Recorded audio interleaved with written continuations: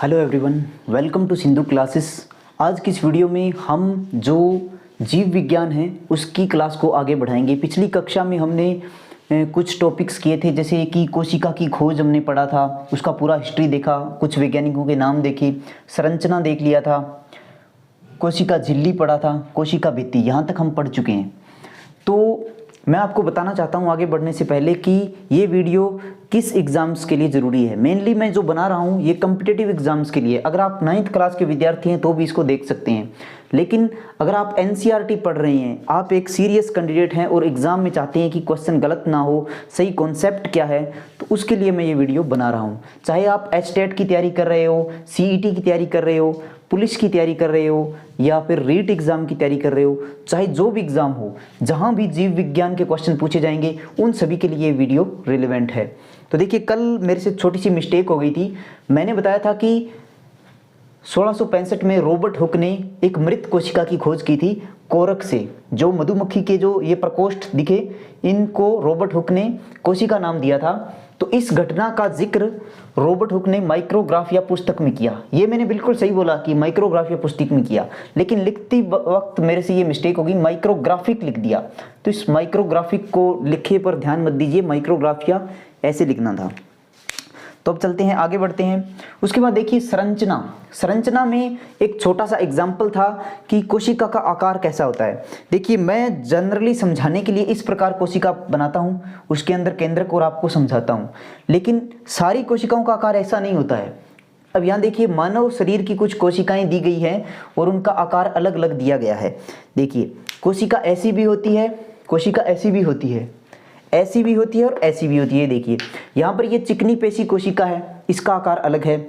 यहाँ ये रुधिर कोशिकाएं हैं, जैसे कि WBC है, RBC है। यहाँ ये तंत्री कोशिका है, अंडाणु कोशिका है, मादा युग्मक कोशिका, शुक्राणु कोशिका अलग है। और यहाँ देखिए, ये वसा कोशिका है, बिल्कुल अलग है ये, और ये अस्थि कोशिका है। तो इनका आकार और आकृति किस पर निर्भर करता है? जब प्रश्न बने कि कोशिका का आकार और आकृति किस पर निर्भर करता है, तो इसका आंसर होता है कि उसका आकार और आकृति उसके विशिष्ट कार्य पर निर्भर करेगा, यानी कि कार्य से ही उसका आकार निर्धारित होगा। जैसे देखिए, चिकनी पेशी कोशिका है, इसको बार बार सिकुड़ना और फैलना पड़ता है, क्योंकि जब हम हाथ की ऐसे मूवमेंट करते हैं, पैर की मूवमेंट करते हैं, तो इस कोशिका को सिकुड़ना और फैलना पड़ेगा। इसके कारण देखिए, ये चिकनी पेशी कोशिका, इसमें कोई भी आपको शाखा नहीं मिलेगी। और कितनी ये लंबाई देखिए, इसकी कोई शाखा नहीं है, ताकि यहाँ फ्रिक्शन कम से कम क्रिएट हो। उसके बाद देखिए, इसके उल्टा अस्थि कोशिका को देखिए, हड्डी की जो कोशिका है इसमें शाखाएं हैं। क्या ये मूवमेंट करना है अस्थि को? जी नहीं, अस्थि कभी भी मूवमेंट नहीं करती। यानी कि हमारी हड्डी है, अगर हाथ की हड्डी है, ये कभी आपको छोटी बड़ी होती हुई नहीं दिखेगी। तो इस कारण इसको ऐसा स्ट्रक्चर है। दूसरी कोशिका इस तरह से इसके अंदर, इसकी मैट्रिक्स में फंस जाएगी। इससे क्या होगा? एक मजबूती प्रदान करेगी। ये हड्डी को मजबूती प्रदान करने के लिए इसका स्ट्रक्चर ऐसा है। उसके बाद आप देखिए तंत्रिका कोशिका। तंत्रिका कोशिका में ये देखिए द्रुमीकीकृत सिरे हैं। ये इनको इंफॉर्मेशन को एक्वायर्ड करना होता है, इंफॉर्मेशन को प्राप्त करना होता है और मस्तिष्क तक भेजना होता है, इसलिए इनकी लंबाई सबसे ज़्यादा होती है मानव शरीर में। तो इसका आकार इसलिए ऐसा है। वहीं देखिए शुक्राणु को देखिए आप, ये छोटी सी कोशिका है और इसके अंदर ये पूंछ जो है ये इसलिए दी गई है क्योंकि इसको तैर करके अंडाणु कोशिका तक पहुंचना होता है, और ये पूंछ इस कार्य में सहायता करती है। तो इसका कार्य क्या है? तैर कर पहुंचना, और पूंछ इसमें सहायता कर रही है। मतलब इसका आकार क्या इसके कार्य के अकॉर्डिंग है? तो बिल्कुल है, क्योंकि इसका कार्य क्या है? इसको एक दूरी तय करनी होती है, और इसके लिए ये उस फ्लूइड में तैर सके, इसके लिए इसमें एक पूंछ भी दी जाती है। और वहीं देखिए वसा कोशिका, वसा कोशिका को वसा को स्टोरेज करना होता है। आपने जो भी अतिरिक्त भोजन खाया, वो वसा जो है आपको एक बॉडी पार्ट में एक जगह जाके स्टोर हो जाएगी। तो ये देखिए, यहाँ पर इसका केंद्रक तो एक तरफ है और वसा के स्टोरेज के लिए इतना सारा स्पेस दिया हुआ है। तो कहने का अर्थ है कि जो कोशिका का आकार और आकृति है, आकार और आकृति वो कोशिका की विशिष्ट कार्य पर निर्भर करती है, विशिष्ट कार्य पर निर्भर करती है। इन कोशिकाओं के कार्य हमने देख लिए अलग अलग होते हैं, तो इस पर ये निर्भर करती है। अब हम आगे बढ़ते हैं। आज का जो हमारा टॉपिक है वो है केंद्रक। तो देखिए, सबसे पहले हम केंद्रक की बात करते हैं। तो हमारा टॉपिक क्या है? केंद्रक। केंद्रक, देखिए केंद्रक के चारों ओर दोहरे परत का एक सत्र होता है, यानी कि डबल कवरिंग एक लेयर होती है जिसको कि केंद्रक झिल्ली कहते हैं। यानी कि एक इसके चारों तरफ क्या होता है, एक दोहरे परत का सत्र होता है और इस सत्र को हम क्या कहते हैं, इसको हम कहते हैं केंद्रक झिल्ली। क्या कहते हैं, केंद्रक झिल्ली, यानी कि न्यूक्लियस मेम्ब्रेन। जैसे ये कोशिका है, ये कोशिका झिल्ली हो गई बाहर वाली, और इसके अंदर जो केंद्रक है वो इस तरह से डबल लेयर कवरिंग होती है उसमें, और बीच बीच में छिद्र होते हैं। तो इस केंद्रक झिल्ली में क्या होते हैं, ये छिद्र, ताकि यहाँ पर कोशिका द्रव्य है, ये क्या है, कोशिका द्रव्य, यानी कि साइटोप्लाज्म। ये साइटोप्लाज्म केंद्रक के अंदर जा सके और बाहर आ सके, इसके लिए क्या होते हैं, छिद्र। तो क्या है, इस झिल्ली में क्या होते हैं, छिद्र होते हैं। तो एक डबल कवरिंग लेयर होती है केंद्रक के चारों तरफ। अब केंद्रक के अंदर क्या होता है, तो केंद्रक के अंदर होता है इस प्रकार के क्रोमेटिन धागे। क्या होता है, क्रोमेटिन मटेरियल, यानी कि क्रोमेटिन पदार्थ, और ये एक धागे की तरह उलझा हुआ एक पिंड होता है, इसलिए इनको क्रोमेटिन धागे भी बोलते हैं। और जब ये कोशिका विभाजित होने वाली होती है तो कोशिका की शेप कुछ ऐसी हो जाती है और केंद्रक भी कुछ ऐसा ही हो जाता है। तो ये क्रोमेटिन धागे क्या है, इस तरह से ऐसे हो जाते हैं, ऐसे छड़ के आकार के हो जाते हैं। तो उस समय इनको क्या बोलते हैं, क्रोमोसोम कहो या गुणसूत्र, एक ही बात है, क्रोमोसोम या गुणसूत्र में बदल जाते हैं और ये ऐसे दिखाई देते हैं। और ये बने किससे होते हैं, ये मेनली बने होते हैं डीएनए और प्रोटीन से। क्या बने होते हैं, क्रोमोसोम या क्रोमेटिन मटेरियल। तो ये क्रोमेटिन मटेरियल, इसी को क्रोमोसोम कहते हैं। जब ये विभाजित होने से पहले ये इस आकार का बन जाता है, चीज एक ही है। तो ये बना किससे होता है, डीएनए और प्रोटीन से। डीएनए वो अणु हैं जो एक कोशिका की आनुवंशिक जो गुणों की इंफॉर्मेशन है, यानी कि सूचना है, आनुवंशिक गुणों की सूचना को माता पिता से आगे संतति कोशिका में लेकर जाता है। और इस डीएनए अणु में क्या होता है, जो कोशिका का संगठन और निर्माण है उसकी सारी सूचना इसके ऊपर लिखी होती है, सारी सूचना इसमें कोड के रूप में लिखी होती है। और इसका जो फंक्शनल सब्सटेंस यानी कि क्रियात्मक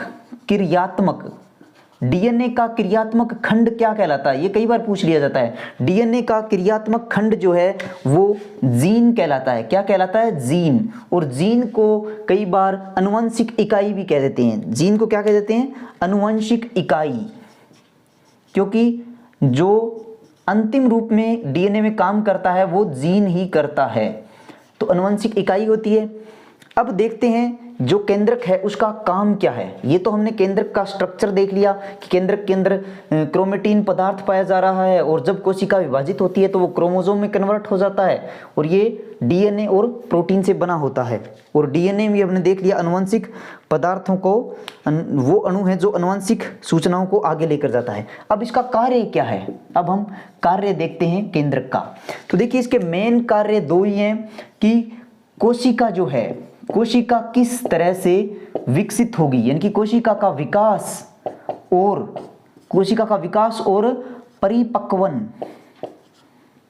परिपक्वन इनकी मेच्योरिटी, कोशिका का डेवलपमेंट और मेच्योरिटी कैसे होगी वो डिस्कस कौन करता है, केंद्रक उसको क्या करता है, निर्धारित करता है। और दूसरा क्या है, जो रासायनिक क्रियाएं हैं, जो रासायनिक क्रिया है कोशिका की, रासायनिक क्रियाएं, उनको क्या करता है, केंद्रक निर्देशित करता है। क्या करता है, उनको निर्देशित करता है। तो दो कार्य है केंद्रक के, रासायनिक क्रियाओं को निर्देशित करना यानी कि डायरेक्ट करना केमिकल रिएक्शंस को, और कोशिका के विकास और परिपक्वन को निर्धारित करना, यानी कि कोशिका जब विकसित होगी तो आगे विभाजित होगी, ये सब निर्णय कौन करता है, केंद्रक। अब केंद्रक के आधार पर कोशिकाएं हम दो प्रकार की देखते हैं, यूकेरियोटिक और प्रोकैरियोटिक। देखिए जो सामान्य कोशिका है ये, इसके अंदर है केंद्रक, और केंद्रक इसमें मतलब दो परत होती है, वो मैंने अभी आपको बताया। और एक दूसरी कोशिका भी है जिसके अंदर ऐसा कुछ होता है, यानी कि यहाँ पर क्या है, केंद्रक पूर्ण रूप से विकसित है, इसलिए इसको कहते हैं यूकेरियोटिक कोशिका। क्या कहते हैं? यूकेरियोटिक कोशिका। और इसमें क्या है? केंद्रक विकसित नहीं है, केंद्रक का क्षेत्र स्पष्ट नहीं है, इसलिए इसको कहते हैं प्रोकैरियोटिक कोशिका। प्रोकैरियोटिक कोशिका। ठीक है। अब देखिए, ये जो कोशिका है इसके अंदर हमने देखा इस तरह से क्रोमोसोम है और इसके अंदर केंद्रक झिल्ली भी है। यहां केंद्रक झिल्ली नहीं है, केंद्रक झिल्ली क्या है? अनुपस्थित है, अनुपस्थित है। इस कारण से क्या है, जो कोशिका द्रव्य है और केंद्रक द्रव्य है वो अलग नहीं है, बस वो घुल मिल गया है। इसमें देखिए केंद्रक द्रव्य केंद्रक में है, कोशिका द्रव्य कोशिका में है, मतलब केंद्रक के बाहर है। इसमें ऐसा कुछ नहीं है। और यहां पर भी क्रोमोसोम है, तो इसका मैं अंतर स्पष्ट कर देता हूं तो कुछ बातें आपको क्लियर हो जाएंगी। सबसे पहले देखिए, यूकेरियोटिक कोशिकाओं का आकार जो है, इनका आकार क्या है? बड़ा होता है। यूकेरियोटिक कोशिकाओं का आकार क्या है? अपेक्षाकृत प्रोकैरियोटिक कोशिकाओं से बड़ा होता है। ये 5 माइक्रोन मीटर से लेकर के 100 माइक्रोन मीटर तक होती है। अब 1 मीटर में कितने माइक्रोन मीटर होते हैं? 10⁶ माइक्रोन मीटर होते हैं, यानी कि 10 लाख। 1 मीटर के अंदर 10 लाख माइक्रोन मीटर होते हैं। तो देख लीजिए कोशिका का आकार कितना छोटा हो गया। और फिर भी प्रोकैरियोटिक कोशिका तो और भी छोटी होती है। इसका आकार क्या होता है? यूकेरियोटिक कोशिका से छोटा होता है। और कितना होता है इसका? 1 माइक्रोन मीटर से लेकर के लगभग 10 माइक्रोन मीटर, यानी कि छोटी से छोटी 1 माइक्रोन और बड़ी से बड़ी 10 माइक्रोन मीटर तक होती है। ये आंकड़े अगर आप याद भी ना रखें तो चलेगा, बस इतना याद रखिए, ये बड़ी होती है, ये छोटी। दूसरा अंतर देखिए, यहां पर केंद्रक का क्षेत्र क्या है? स्पष्ट। केंद्रक का क्षेत्र क्या है? स्पष्ट है, साफ साफ पता चल रहा है कि यहां पर केंद्रक है, केंद्रक की सीमा निर्धारित है। यहां पर क्या है? केंद्रक का क्षेत्र आपको स्पष्ट दिख रहा है, तो यहां पर अस्पष्ट क्षेत्र है। क्या है? अस्पष्ट क्षेत्र। केंद्रक क्या है? अस्पष्ट है। इस कारण इस चीज को क्या कहते हैं? जब केंद्रक अस्पष्ट हो तो इस ऐसे केंद्र को क्या कहते हैं? ऐसे केंद्र को कहते हैं केंद्रकाय। केंद्रकाय यानी कि न्यूक्लियोड। ये क्या है? न्यूक्लियोड है, न्यूक्लियोड। तो न्यूक्लियोड क्षेत्र है, ये स्पेलिंग आप चेक कर लीजिएगा, ऐसा ही है शायद, न्यूक्लियोड। हाँ ये सही है। तो न्यूक्लियोड कहते हैं। तो किस जीव की कोशिका जो केंद्रक है वो न्यूक्लियोड प्रकार का है? तो इसके उदाहरण देखें तो ये जीवाणु में पाई जाती है। एग्जाम्पल देख लीजिए, जीवाणु। जीवाणु में क्या होती है? प्रोकैरियोटिक कोशिका होती है। और दूसरा उदाहरण अगर हम देखें तो जो नील हरित शैवाल है, नील हरित शैवाल यानी कि blue green algae, blue green algae में भी क्या होता है? ये प्रोकैरियोटिक कोशिका टाइप की होती है। इसमें भी केंद्रकाय होता है, यानी कि केंद्रक का अभाव होता है। तीसरा अंतर अगर हम देखें तो इसमें क्या होता है? जो जैसे माइटोकॉन्ड्रिया है, झिल्ली युक्त अलग अलग अंगक है, राइबोसोम पड़ा है और ER है इसके अंदर, और जो भी मतलब जैसे हरित लवक है, इस प्रकार अलग अलग कोशिका अंग है वो झिल्ली युक्त है। उनकी झिल्लियां हैं वो अलग अलग प्रकार से हैं, मिक्स नहीं है। तो झिल्ली युक्त इनमें क्या पाए जाते हैं? अंगक पाए जाते हैं। झिल्ली युक्त कोशिका अंगक पाए जाते हैं यूकेरियोटिक में। लेकिन यहां पर क्या है? ऐसा कुछ भी नहीं है, झिल्ली युक्त अंगक नहीं पाए जा रहे। और यूकेरियोटिक कोशिका में देखें तो जो क्रोमोसोम है, क्रोमोसोम जो है, क्रोमोसोम यूकेरियोटिक कोशिका में वो 1 से अधिक हैं। क्या है? 1 से अधिक क्रोमोसोम यहां पर पाए जा रहे हैं इस टाइप से ये। लेकिन यहां पर क्या है? एक ही क्रोमोसोम है, केवल एक ही क्रोमोसोम है। तो ये अंतर है इसके केंद्र के आधार पर यूकेरियोटिक और प्रोकैरियोटिक। यूकेरियोटिक लगभग सभी जीव यूकेरियोटिक है, जैसे कि अमीबा एक कोशिकीय है लेकिन यूकेरियोटिक जीव है। दुनिया में जीवाणु, नील हरित शैवाल और पीपीएलओ बैक्टीरिया, इन तीनों के अलावा जितनी भी कोशिकाएं हैं सभी यूकेरियोटिक है। प्रोकैरियोटिक का अर्थ ये होता है, प्रो मतलब प्राचीन, कैरियोटिक्स मतलब कैरियोन से बना है, और कैरियोन का अर्थ होता है केंद्रक, यानी कि जिनका केंद्रक प्राचीन प्रकार का है। तो ये है केंद्रक के आधार पर इनका विभाजन। कोशिकाएं 2 प्रकार की हो गई। एक बात और है, देखिए पौधे प्रकाश संश्लेषण करते हैं, हम सब जानते हैं, लेकिन कुछ बैक्टीरिया भी हैं, यानी कि कुछ जीवाणु भी हैं, ये प्रोकैरियोटिक सेल वाले, ये भी क्या करते हैं? प्रकाश संश्लेषण करते हैं। इसलिए इनको क्या कहा जाता है? प्रकाश संश्लेषी बैक्टीरिया, प्रकाश संश्लेषी बैक्टीरिया यानी कि जीवाणु। और इनके अंदर प्रकाश संश्लेषण के लिए आपको पता होता है कि क्लोरोफिल जरूरी होता है, क्लोरोफिल होना जरूरी होता है। अब यहां देखिए पादप सेल मैंने बनाई है, यहां पर देखिए हरित लवक यानी कि क्लोरोफिल, इसके अंदर क्या है क्लोरोफिल, जो क्लोरोप्लास्ट है ये, तो इसके अंदर क्या है क्लोरोफिल है। तो क्लोरोफिल किसके अंदर है, हरित लवक के अंदर है, यानी कि जिसको क्लोरोफिल को हम पर्णहरित भी कहते हैं, कई जगह पर पर्णहरित भी लिखा आता है। तो जो पर्णहरित है पौधों में कहाँ होता है, क्लोरोप्लास्ट में यानी कि हरित लवक में, लेकिन बैक्टीरिया में ये कहाँ है, ये अलग ही मतलब एक झिल्लीदार पुट्टिका होती है, पुट्टिका यानी कि मेम्ब्रेन वेसल्स,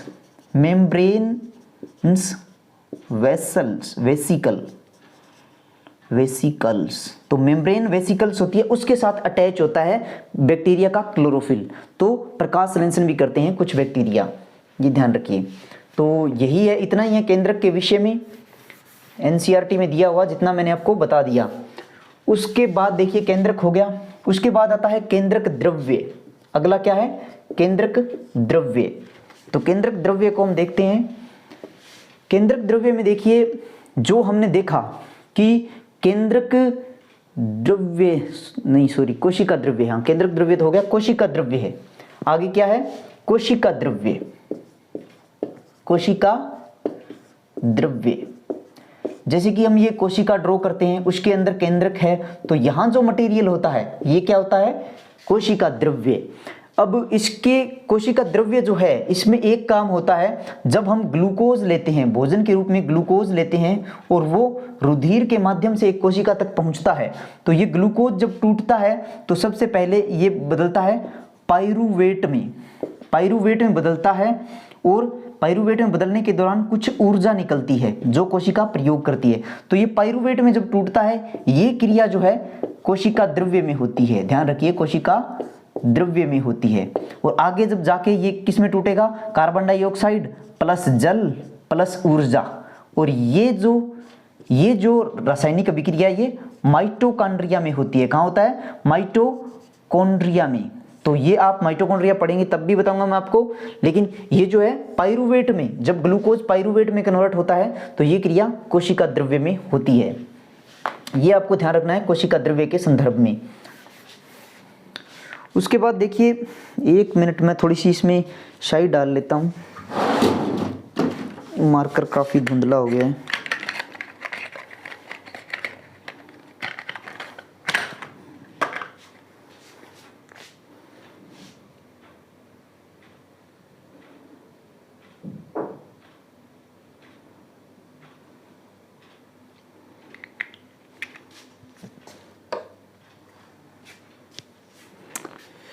उसके बाद देखिए हम क्या कर रहे थे,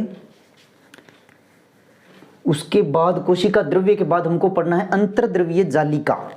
अंतर्द्रवीय जालिका यानी कि एंडोप्लाज्मिक रेटिकुलम के बारे में पढ़ेंगे। तो अगला टॉपिक जो है वो है अंतर्द्रवीय जालिका।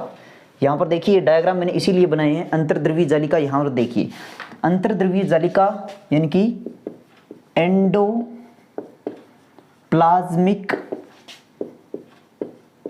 रेटिक्यूलम, यानी कि इसको शॉर्ट में कहेंगे ER।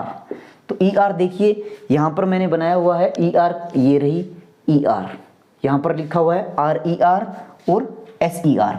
तो ये होती क्या है, ER क्या होती है, अंतर्द्रवीय जालिका क्या होती है। तो ये झिल्ली युक्त जो नलिकाएं हैं, और झिल्ली युक्त नलिकाओं और सीड्स का एक बड़ा तंत्र होता है। यानी कि इसकी डेफिनेशन देखें तो झिल्ली युक्त नलिकाओं और सीड्स का एक बड़ा तंत्र होता है। यानी कि एक सीड्स और नलिकाओं का एक जाल जैसी संरचना होती है, ये एंडोप्लाज्मिक रेटिक्यूलम। यानी कि हम कह सकते हैं membrane bound tubes and seeds, a network of membranes tube and seeds is called endoplasmic reticulum. तो झिल्ली युक्त नलिकाएं होती है बहुत सारी, जैसे यहाँ देखिए ये नलिका दिख रही है, और ये दो प्रकार की होती है, एक SER होती है और एक RER होती है, ये शॉर्टकट में नाम है। RER का मतलब होता है रफ एंडोप्लाज्मिक रेटिक्यूलम यानी कि खुरदरी। SER का मतलब होता है स्मूथ एंडोप्लाज्मिक रेटिक्यूलम यानी कि चिकनी अंतःद्रव्यीय जालिका। दोनों का अलग अलग काम है। देखिए SER यहां दिखाया गया है, इस पर देखिए ये स्मूथ है, लेकिन RER देखिए इस पे कुछ डॉट डॉट डॉट लगा हुआ दिख रहा है आपको, तो ये क्या है RER यानी कि रफ एंडोप्लाज्मिक रेटिकुलम। और ये रफ वाली जो है ये क्या है, प्रोटीन बनाती है, यानी कि प्रोटीन का संश्लेषण कहाँ होता है, रफ एंडोप्लाज्मिक रेटिकुलम पर। और स्मूथ एंडोप्लाज्मिक रेटिकुलम पर किसका संश्लेषण होता है, ये वसा का संश्लेषण करती है। तो कोशिका में वसा का निर्माण कहाँ हो रहा है, स्मूथ एंडोप्लाज्मिक रेटिकुलम। और RER में क्या हो रहा है, प्रोटीन का निर्माण। और RER में प्रोटीन का निर्माण कर कौन रहा है, इस पर लगे होते हैं राइबोसोम। आपने पढ़ा होगा राइबोसोम क्या होते हैं, प्रोटीन की फैक्ट्री कहलाते हैं। तो राइबोसोम में प्रोटीन बनता है। तो RER के ऊपर ये जो डॉट डॉट चिपके हुए हैं ये क्या है, यही है राइबोसोम। ये देखिए यहाँ पर ये राइबोसोम है। कुछ राइबोसोम स्वतंत्र रूप से भी तैरते हैं और कुछ राइबोसोम क्या है, इसके ऊपर चिपके भी रहते हैं। तो ये क्या है, अंतःद्रव्यीय जालिका का एक स्ट्रक्चर हो गया, झिल्ली युक्त नलिका और सीटों का एक बड़ा तंत्र, जिसको कि अंतःद्रव्यीय जालिका हम कहते हैं। अंतःद्रव्यीय जालिका दो प्रकार की होगी, एक तो SER स्मूथ एंडोप्लाज्मिक रेटिकुलम और एक RER यानी कि खुरदरी अंतर्द्रव्यीय जालिका में पाए जाते हैं राइबोसोम, और राइबोसोम बनाते हैं प्रोटीन को, और ये स्मूथ एंडोप्लाज्मिक रेटिकुलम है, इस पर बनता है वसा। उसके बाद देखिए अंतर्द्रव्यीय जालिका के काम देखते हैं। एक कार्य तो ये समझ में आ ही गया। उसके बाद देखिए इसके और भी कार्य हैं। ये अंतर्द्रव्यीय जालिका जो है, ये जो प्रोटीन और वसा बनाती है, इसके अंदर जो प्रोटीन और वसा बना है, प्रोटीन और वसा, ये क्या करता है, आपको पता है ये कोशिका झिल्ली है, कोशिका झिल्ली जिसको हम प्लेज्मा झिल्ली भी कहते हैं। तो प्लेज्मा झिल्ली जो है, प्लेज्मा झिल्ली से बार बार जब विसरण की क्रिया होती है तो ये कमजोर हो जाती है, तो इसको रिपेयर की आवश्यकता होती है, यानी कि इसको रिपेयर की आवश्यकता होती है, मेंटेनेंस की आवश्यकता होती है, यानी कि इसको फिर से थोड़ा डैमेज होती है, इसको सही करना पड़ता है। तो इस क्रिया को क्या कहते हैं, ये प्रोटीन और वसा क्या करते हैं, इसको रिपेयर करते हैं, यानी कि इसका मेंटेनेंस करते हैं, इसका अनुरक्षण करते हैं। इसको कहते हैं झिल्ली जीवात जनन, यानी कि मेम्ब्रेनस बायोजेनेसिस।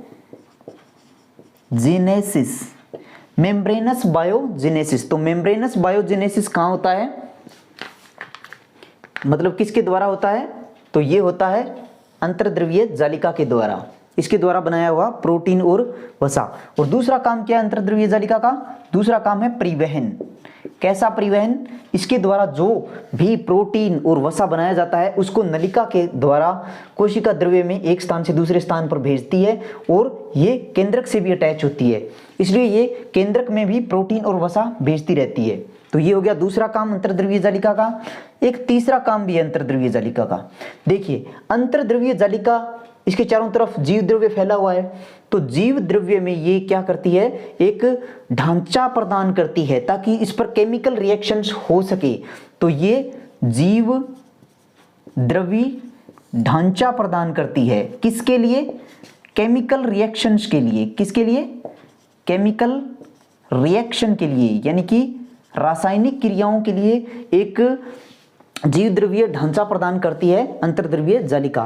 और अंतर्द्रव्यीय जालिका का एक चौथा काम भी है। अभी अभी मैंने आपको बताया कि जो स्मूथ एंडोप्लाज्मिक रेटिकुलम है, यानी कि चिकनी अंतर्द्रव्यीय जालिका है, ये वसा का निर्माण करती है।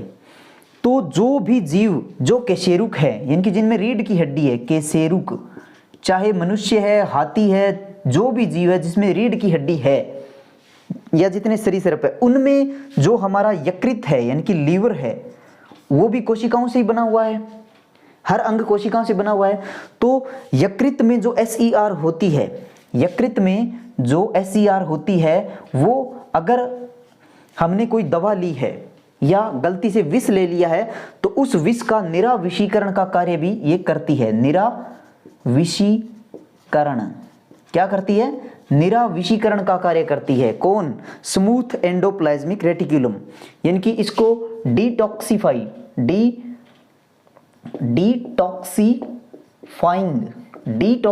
यानी कि निराविषीकरण का कार्य भी करती है ये स्मूथ एंडोप्लाज्मिक रेटिकुलम। तो 4 कार्य है अंतःद्रव्यीय जालिका के। ये थी अंतःद्रव्यीय जालिका जो हमने पढ़ ली, ये RER थी, ये SER थी, और उसके बाद आती है, ये हमने कर ली है अंतर्द्रव्यीय जालिका। अब बात करते हैं गाल्जी उपकरण की। तो गाल्जी उपकरण क्या है, तो गाल्जी उपकरण भी इसी की तरह झिल्ली युक्त क्या है, लेकिन ये नलिका नहीं है। गाल्जी उपकरण क्या है, गाल्जी की बात करें तो ये झिल्ली युक्त पुट्टिकाएं हैं, पुट्टिकाएं। गोल्जी उपकरण, गोल्जी उपकरण क्या है, झिल्ली युक्त पुट्टिकाएं हैं। ये देखिए झिल्ली युक्त पुट्टिकाएं रखी हुई है, ये अटैच रहती है किसके साथ, अंतर्द्रव्यीय जालिका के साथ ये अटैच रहती है। और ये जो है समानांतर रूप से एक से दूसरे के ऊपर रखी हुई है, देखिए एक के ऊपर दूसरी, दूसरी के ऊपर तीसरी। तो गाल्जी उपकरण इस तरह रखी होती है, इसको क्या कहते हैं, कुंडिका। क्या कहते हैं इसको, कुंडिका या सिस्टर्न्स। तो पूछा जा सकता है कि किस संरचना की जो इकाइयां एक से दूसरे पर रखी होती है उसको कुंडिका कहते हैं। तो गाल्जी उपकरण की संरचना, एक वैज्ञानिक थे कैमिलियो गाल्जी, उन्होंने इसकी खोज की थी। तो गाल्जी उपकरण का कार्य क्या है, गाल्जी उपकरण आपने देख लिया। गाल्जी उपकरण क्या करती है, जो भी अंतर्द्रव्यीय जालिका जो भी मटेरियल बनाती है, जो भी पोषक तत्व पैदा करती है, उसको कोशिका द्रव्य में स्थानांतरण करना है या कोशिका के बाहर निकालना है। देखिए अंतर्द्रव्यीय जालिका क्या करती है, ये कोशिका के अंदर ही ट्रांसपोर्टेशन का काम संभालती है, लेकिन कोशिका के बाहर छोड़ के आने का काम किसका है, गाल्जी उपकरण का। कोई वेस्टेज है उसको स्टोर किया गाल्जी उपकरण ने और कोशिका के बाहर धकेल दिया। तो इसका काम क्या है, पैकेजिंग, पैकेजिंग करना और कोशिका के बाहर छोड़ के आना, कोशिका के बाहर पदार्थों को भेजना। ये काम हो गया। एक काम और भी है, ये संचयन भी करती है। जब कुछ चीजें जरूरी होती है कोशिका के लिए उसका संचयन भी क्या करती है, संचयन भी ये गाल्जी उपकरण करती है। और कई बार ये मॉडिफिकेशन भी करती है। संचयन के साथ साथ क्या करती है, रूपांतरण का कार्य भी, यानी कि जटिल शर्करा को कई बार सरल शर्करा में कन्वर्ट करती है कौन, गाल्जी उपकरण। और इसका एक और काम भी है, गाल्जी उपकरण का काम है ये लाइसोसोम का निर्माण करती है। लाइसोसोम को हम अगली क्लास में पढ़ेंगे कि लाइसोसोम में जब किसी कोशिका में मान लीजिए ये कोशिका डैमेज हो गई और इस कोशिका में जो लाइसोसोम है ये वाला भाग, जब ये इसको दिख रहा है कि कोशिका सर्वाइव नहीं करेगी तो ये फट जाएगा, पूरी कोशिका को खत्म कर देगा, इसलिए इसको आत्मघाती की थैली भी कहते हैं। तो इसका निर्माण कौन कर रहा है, गाल्जी बॉडी। लेकिन इसके अंदर जो शक्तिशाली एंजाइम है, जो शक्तिशाली एंजाइम इस सबको पचा सकते हैं, उन एंजाइम्स का निर्माण कौन करता है, वो खुरदरी अंतर्द्रव्यीय जालिका करती है। किसके लिए, लाइसोसोम के लिए एंजाइम का निर्माण करती है। तो देखिए हमने आज लाइसोसोम ये गाल्जी उपकरण तक पढ़ लिया है। अब हमारे टॉपिक बचे हैं लाइसोसोम, माइटोकॉन्ड्रिया, प्लास्टिड, राजधानी और कोशिका विभाजन। इसको हम अगली क्लास में देखेंगे। धन्यवाद।